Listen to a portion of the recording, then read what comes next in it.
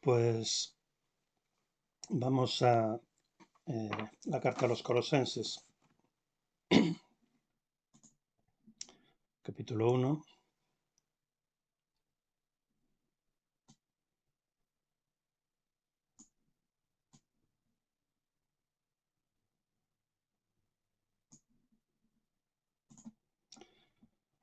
Colosenses capítulo 1, versículo 15. Él es la imagen del Dios invisible, el primogénito de toda creación, porque en Él fueron creadas todas las cosas, en los cielos y en la tierra, las visibles y las invisibles, tronos o dominios o principados o potestades. Todas las cosas han sido creadas por Él y para Él. Y Él es antes de todas las cosas, y todas las cosas subsisten en Él. Y Él es la cabeza del cuerpo de la Iglesia. Él es el principio, el primogénito de los muertos, para que en todo tenga Él la preeminencia.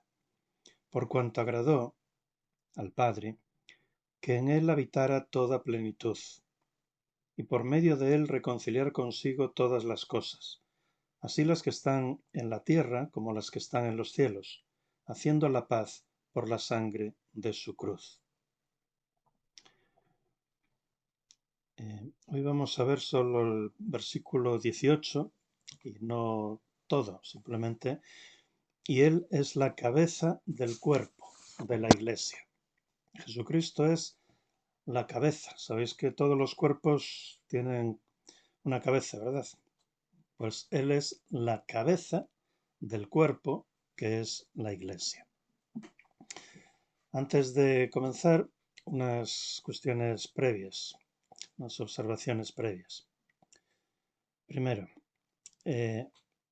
los seres humanos empezamos a existir en el momento de la concepción, no cuando nacemos, sino en el instante de la concepción. No hay base bíblica para sostener, como afirman algunas religiones orientales, la reencarnación. Es decir, que todos tuvimos otras existencias anteriores, en otras formas, y que volveremos a otras existencias posteriores después de que nos muramos. La Biblia rechaza frontalmente la reencarnación y, en cambio, afirma, por ejemplo, en Hebreos 9:27, dice que está establecido para los hombres que mueran una sola vez y después de esto el juicio, y no hay más. Los seres humanos empezamos a existir en el momento de la concepción. El aborto, por tanto, todo aborto es un asesinato de un ser humano. Igualmente, Jesucristo, número 3, igualmente Jesucristo, en cuanto a ser humano, empezó a existir en el momento de la concepción, cuando fue concebido en el vientre de María por el Espíritu Santo. Y en el vientre de María fue gestado de una manera natural durante 9 meses. Y luego lo dio a luz de una manera natural y fue criado también de una manera natural como cualquier otro niño. Pero, a diferencia de los demás hombres, él era el Dios todopoderoso y eterno, que se encarnó, es decir, que añadió una naturaleza humana a su naturaleza divina, con dos propósitos. Primero, con el propósito de revelarnos a Dios, es decir, ser la imagen visible del Dios invisible, como ya vimos. Y sobre todo, en segundo lugar, con el propósito de salvarnos, es decir, se encarnó con el propósito de poder morir en la cruz, en cuanto a su naturaleza humana, en rescate por todos. Y número 4, la cuarta cuestión previa. Los creyentes adoramos al Señor Jesucristo por dos motivos. Por un lado, porque Él es nuestro Creador, como ya vimos en los versículos 15 al 17, y por otro lado porque Él es nuestro Salvador, como estamos viendo y veremos en los versículos 18 al 20. Lo adoramos porque Él es nuestro Creador. Dice en Apocalipsis 4:11, digno eres, Señor y Dios nuestro, de recibir la gloria y el honor y el poder. ¿Por qué? Porque tú creaste todas las cosas y por tu voluntad existen y fueron creadas. Lo adoramos también porque Él es nuestro Salvador. Dice en Apocalipsis 5:9, digno eres. ¿Por qué? Porque tú fuiste inmolado y por tu sangre redimiste para Dios de toda tribu y lengua, pueblo y nación. Bien, en las anteriores predicaciones vimos que Jesucristo es el preeminente en la creación y ahora vamos a ver que Jesucristo es preeminente también en la salvación, es decir, en la nueva creación que es la Iglesia. Dicho de otro modo, vimos que Jesucristo es el creador del universo y ahora vamos a ver que Jesucristo es también el creador de la Iglesia. Dice en el versículo 18, y Él es la cabeza del cuerpo de la Iglesia. La versión Reina Valera le añade ahí un qué, está bien, dice, y Él es la cabeza del cuerpo que es la Iglesia. Él es la cabeza y el resto del cuerpo somos la Iglesia, somos nosotros. Aquí, en esta metáfora, en esta figura, hallamos un significado integrador y muy consolador para nosotros. Primero es integrador porque el Señor es cabeza por partida doble. Es decir, Él es cabeza de la creación y es cabeza también de la Iglesia. Es decir, tanto la creación como la Iglesia tenemos la misma cabeza, que es Cristo. Tanto la creación como nosotros, la Iglesia, tenemos la misma cabeza. Es decir, la cabeza nos integra a la creación y a la Iglesia, porque es la misma cabeza la que tenemos.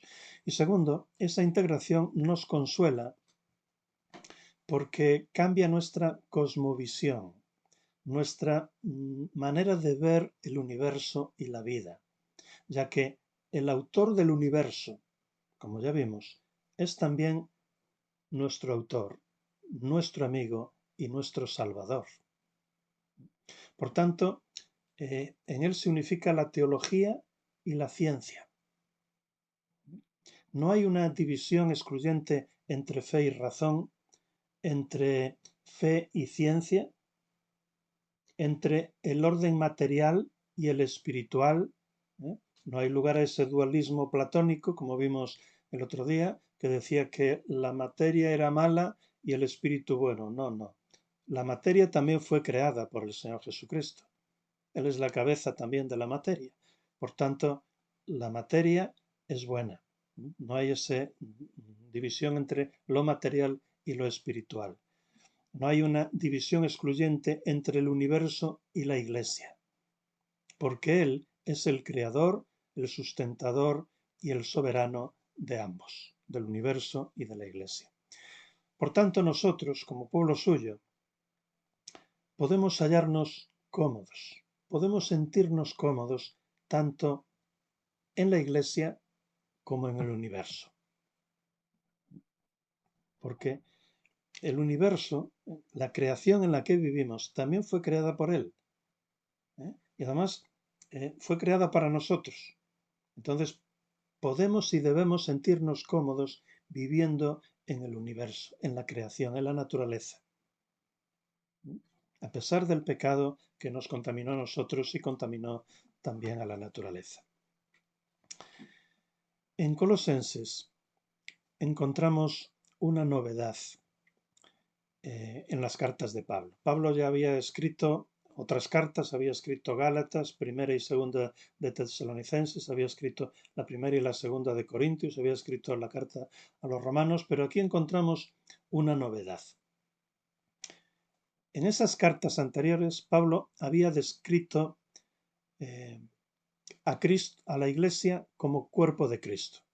Pero aquí, en Colosenses, está describiendo a Cristo, no a la Iglesia, sino a Cristo, como la cabeza de la Iglesia.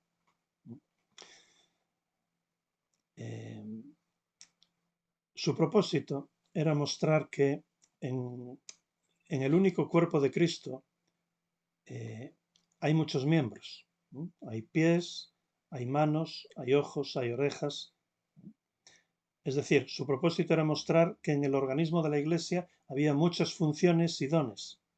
Acordaos en Romanos 12 y 1 Corintios 12.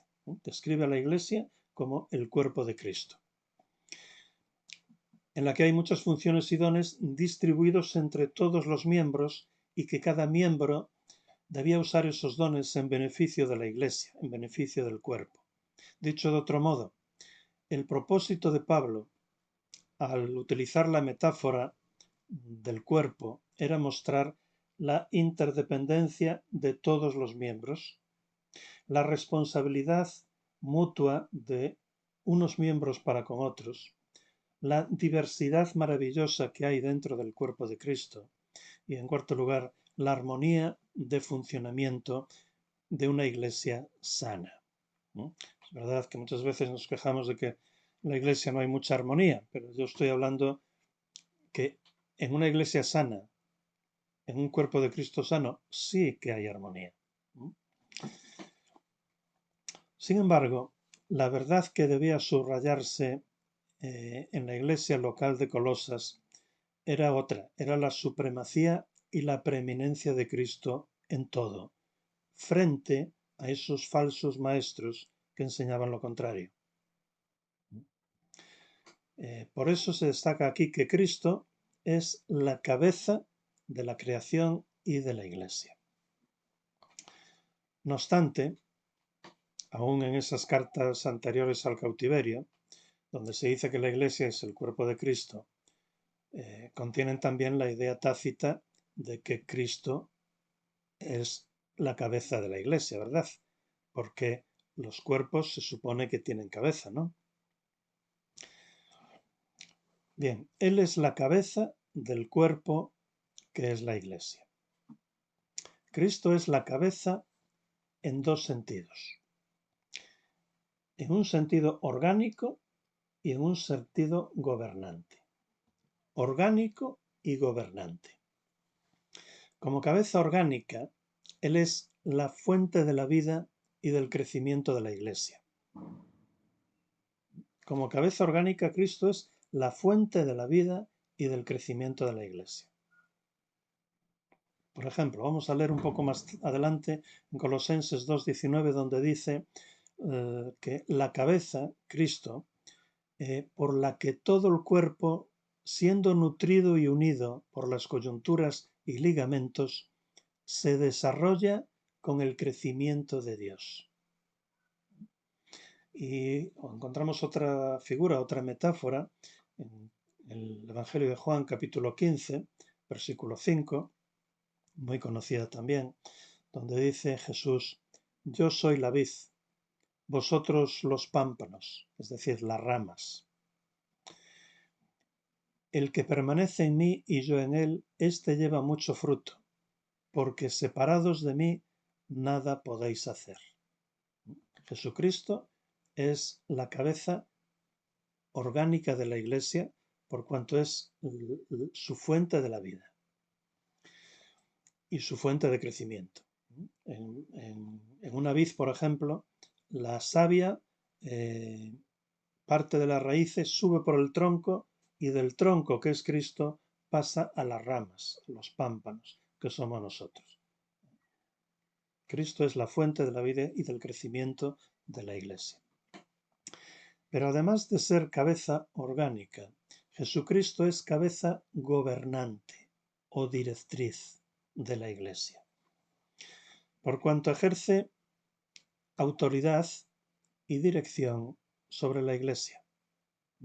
Jesucristo es cabeza orgánica, es la fuente de la vida y del crecimiento de la Iglesia, pero al mismo tiempo es cabeza en el sentido gobernante y directriz, porque Él tiene la autoridad y la dirección sobre la Iglesia.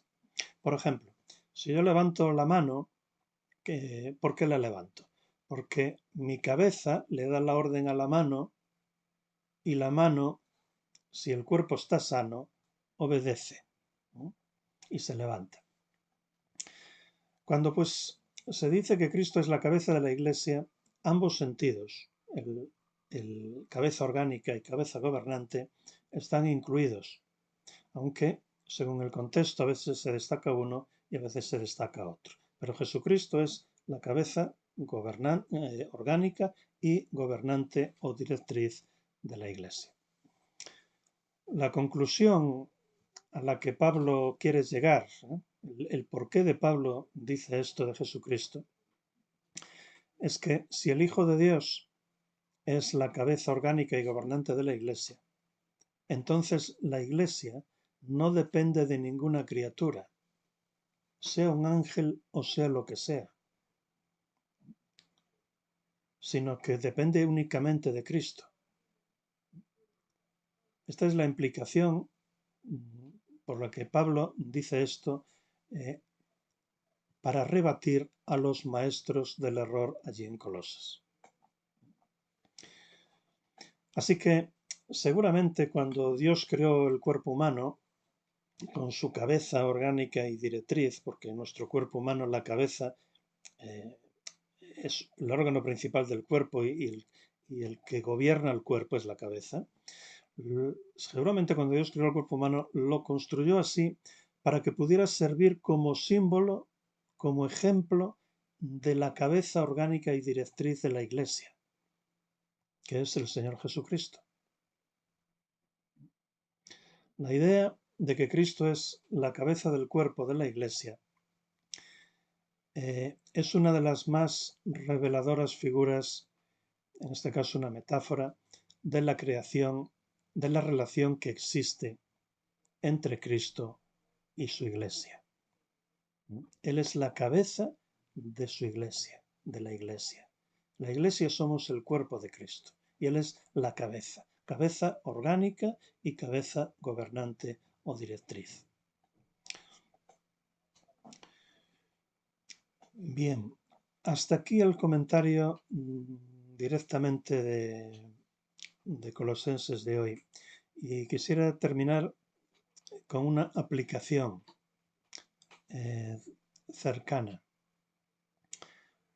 Porque hay otro ámbito muy cercano a nosotros donde también se utiliza la metáfora de la cabeza, que es en el matrimonio. Y compara a Cristo, cabeza de la Iglesia, con el matrimonio también. Por ejemplo, en 1 Corintios 11:3. 1 Corintios 11:3, donde dice: quiero que sepáis que la cabeza de todo varón es Cristo, y la cabeza de la mujer es el varón, y la cabeza de Cristo es Dios. Es decir, ordenándolo todo está Dios el Padre, que es cabeza de Cristo.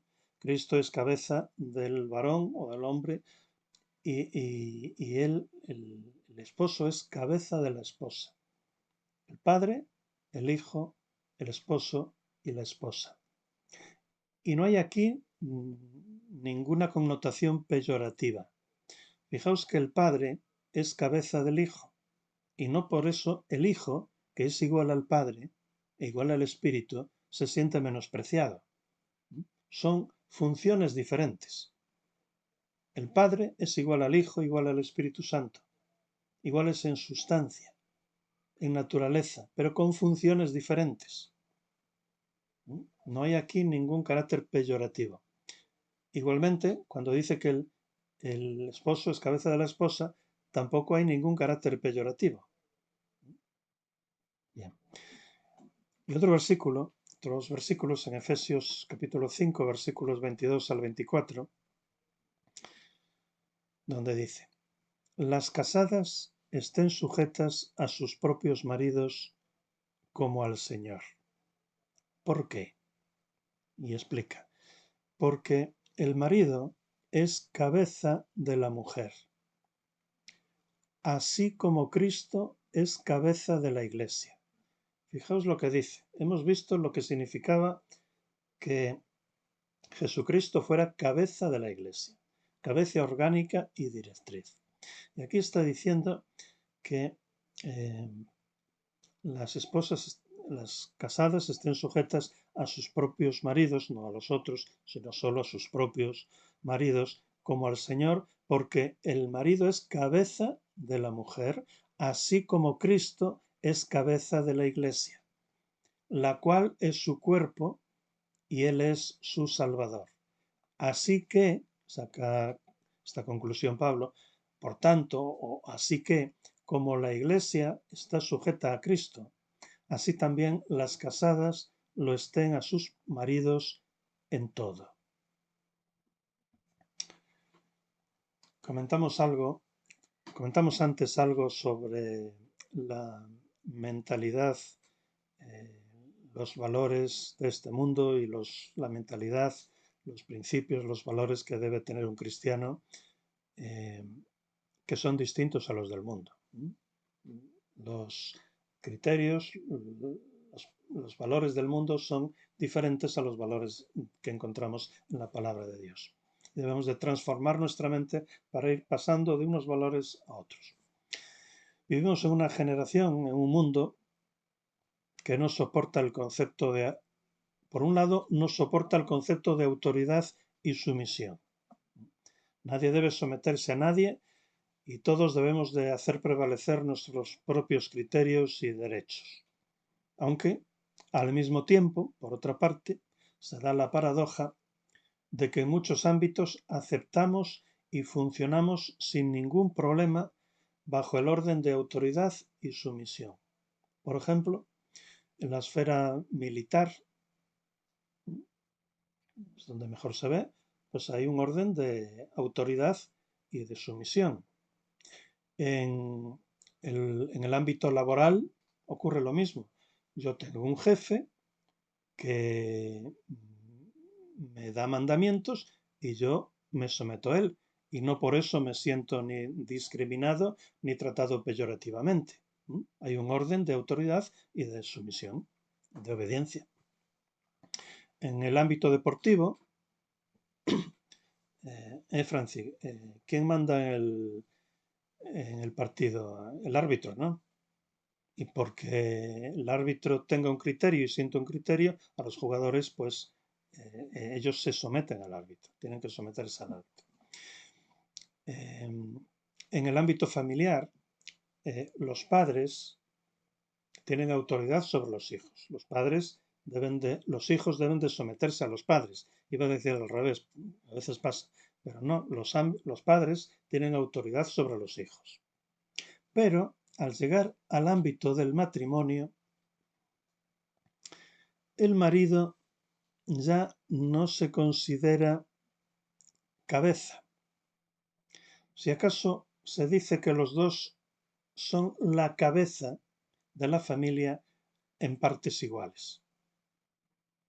En el mundo actual es políticamente incorrecto sugerir que una esposa debe someterse a su marido. Al menos es incorrecto sugerir que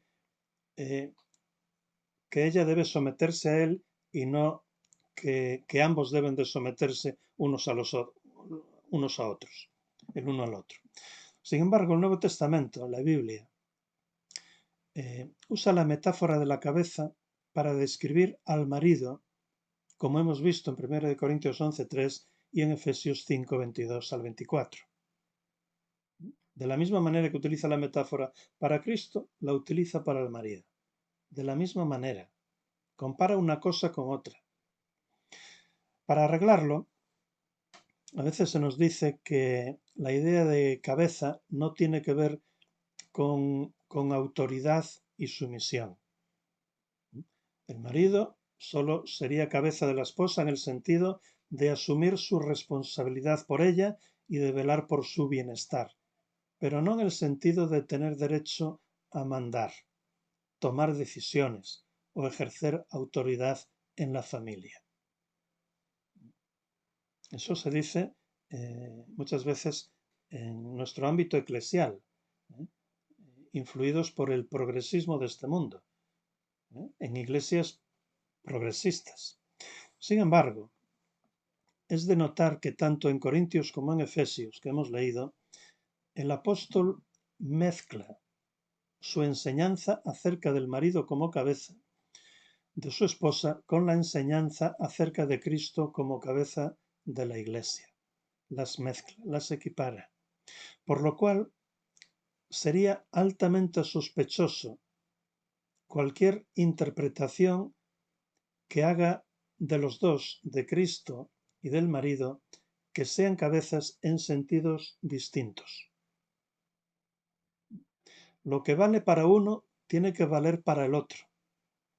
Si el marido no tiene autoridad en su matrimonio, tampoco Cristo la tiene en la iglesia. Si la esposa no debe someterse a su marido, tampoco la iglesia necesita someterse a Cristo. Y de hecho, hoy en día es frecuente que las esposas no se sometan a sus maridos en las iglesias, ni muchas iglesias se sometan al señorío de Cristo. De hecho, las dos cosas van unidas. Cuando una iglesia se somete de verdad a la autoridad de Cristo, las esposas se someten también a sus maridos. Quisiera usar una analogía para entenderlo mejor respecto del matrimonio. Una analogía que tiene que ver con el ámbito militar, en el ejército. Vamos a poner un capitán y un teniente. Mejor, un capitán y una teniente, una mujer teniente.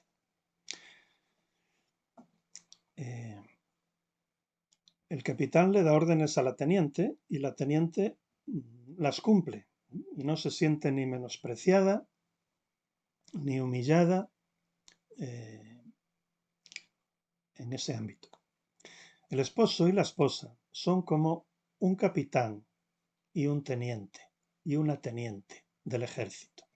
Ambos son oficiales con mando sobre la tropa familiar, sobre la familia, con una misión.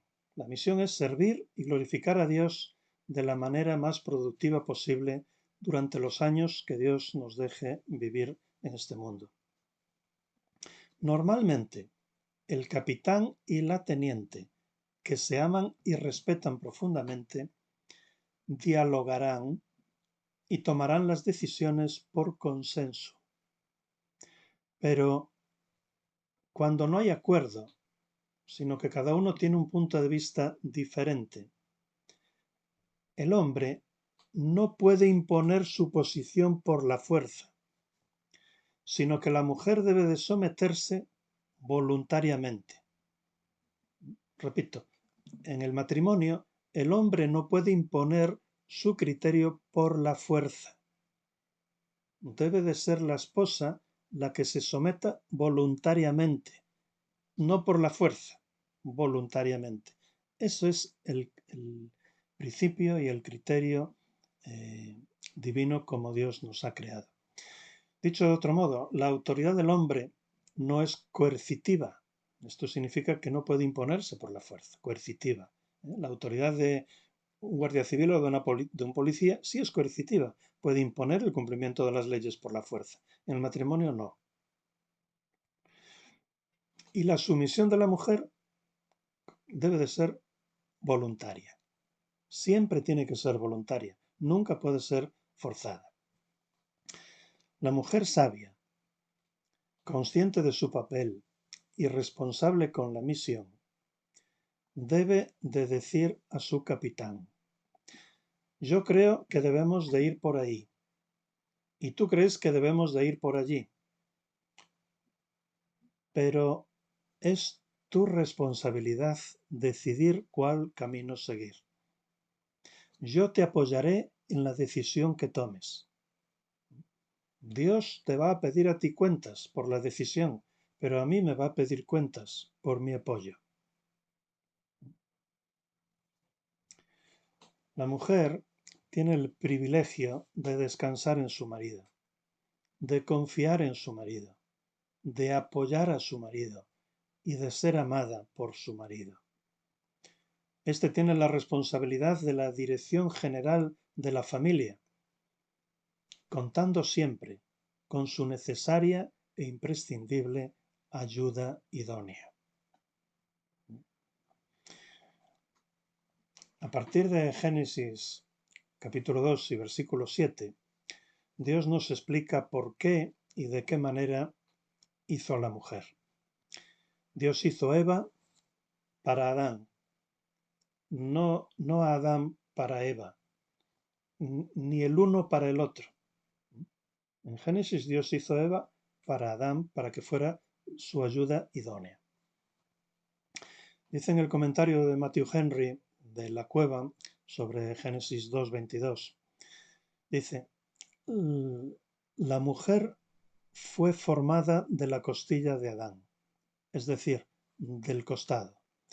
No fue hecha de su cabeza, como para tener dominio sobre él, ni de sus pies, como para ser pisoteada por él, sino de su costado, para ser igual a él, de debajo de su brazo, para ser protegida, y de junto a su corazón, para ser amada. Qué bien lo explica. El orden entre el hombre y la mujer es importante porque está en la base del diseño de Dios para el matrimonio. Dios creó al hombre y la mujer, el matrimonio con este propósito, con ese plan. Está en la base, pues, en el diseño de Dios para el matrimonio, pero no solo para el matrimonio, sino para la familia, para la iglesia y para la sociedad humana. Si no respetamos el orden establecido por Dios en el matrimonio, fracasarán el hombre y la mujer, fracasará el matrimonio, fracasará la familia, fracasará la iglesia y fracasará la sociedad en general. ¿Qué sucede hoy? Hoy hay una confabulación para destruir el orden natural del matrimonio y de la familia en el mundo. Y sabemos quién es el que mueve los hilos de todo del mundo, ¿verdad? En Génesis 1 y 2, Dios creó al hombre y a la mujer con un orden santo. La caída produjo desorden y tras la redención hemos de buscar el reorden original. Antes de la caída, Dios creó al hombre con orden santo. La caída estropeó ese orden. Y ahora, con la redención, con la nueva creación, hemos de buscar volver al orden original instituido por Dios. Podemos decir que el hombre y la mujer son iguales en cuanto a imagen de Dios, en cuanto a su naturaleza humana, en cuanto a su dignidad, en cuanto a su valor, en cuanto a su importancia y en cuanto a su salvación. Pero son diferentes en cuanto a su cuerpo, en cuanto a su personalidad y en cuanto a algunas, no muchas, pero a algunas de las funciones en el matrimonio, en la familia y en la iglesia. Para concluir, hagámoslo leyendo la palabra de Dios en Génesis capítulo 2 y versículos 20 al 24, donde dice, el hombre puso nombre a todos los animales, a las aves de los cielos y a las bestias del campo, mas para el hombre no fue hallada ayuda semejante a él. Y Dios hizo caer sobre el hombre un éxtasis y lo hizo dormir. Y tomó una de de su costado y cerró la carne en su lugar. Y del costado que Dios había tomado del hombre, formó una mujer y la llevó al hombre. Y el hombre dijo, bueno, más que decir, exclamó, esta es ahora hueso de mis huesos y carne de mi carne. Será llamada varona, porque del varón fue formada. Por eso, dejará el hombre a su padre y a su madre, y se unirá a su mujer, y serán los dos una sola carne. Amén.